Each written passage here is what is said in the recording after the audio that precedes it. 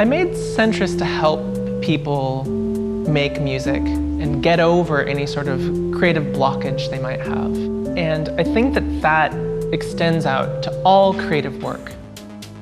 I'm Samantha Kalman. I'm a game developer from an artistic perspective.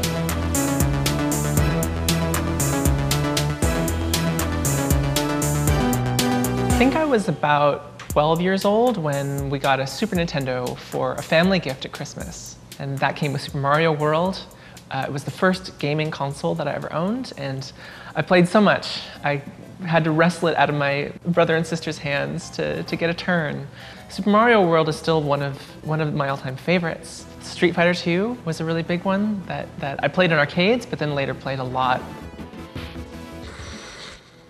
In middle school, my parents noticed that I really loved making games, and they bought me a book on game programming. So I tried at that point to go through the book and make these games, but the book itself was not a book aimed at an artist or a creative thinker. It was introducing all sorts of strange concepts to me, like compilers and command lines and things that I really had no interest in when I just wanted to make, fun, beautiful things happening on the screen. So that was kind of a discouraging experience, and I put aside that interest in making games for a few years.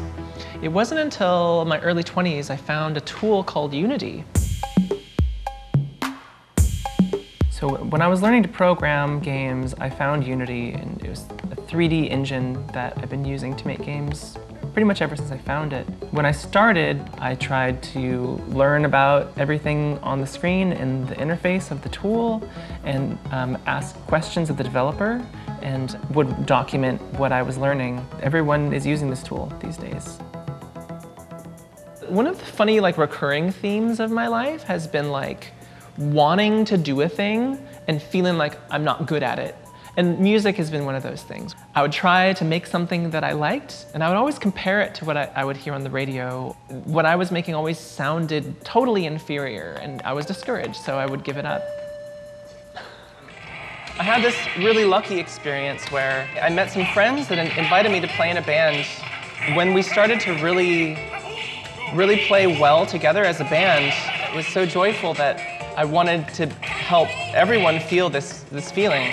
I knew that the best way to do that was with a game, and that was when I started making Sentris.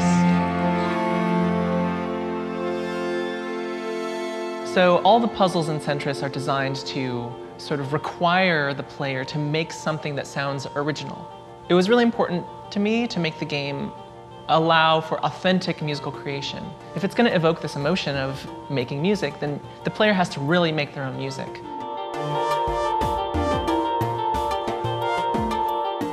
Level 1 might have a simple puzzle of where you put certain kinds of blocks, but it might have 1,000 different sounding answers. So everyone from the very first level is making something that is original and distinctive to them.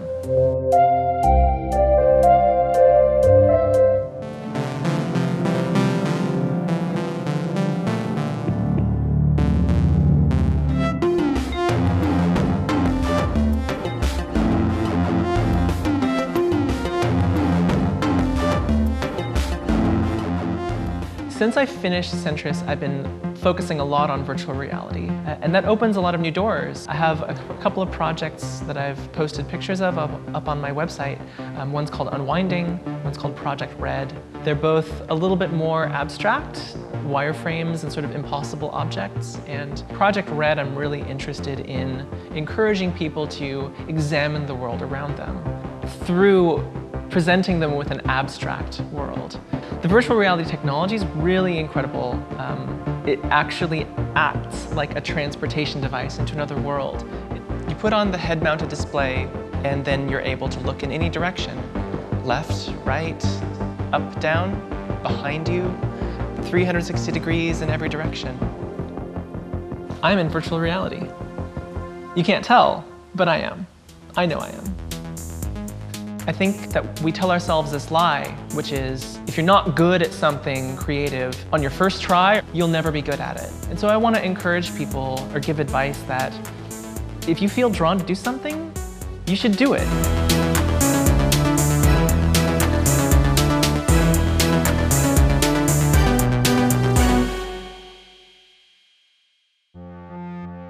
Sentris is available in stores and online, and you can follow Samantha and all of her projects at tamburainteractive.com.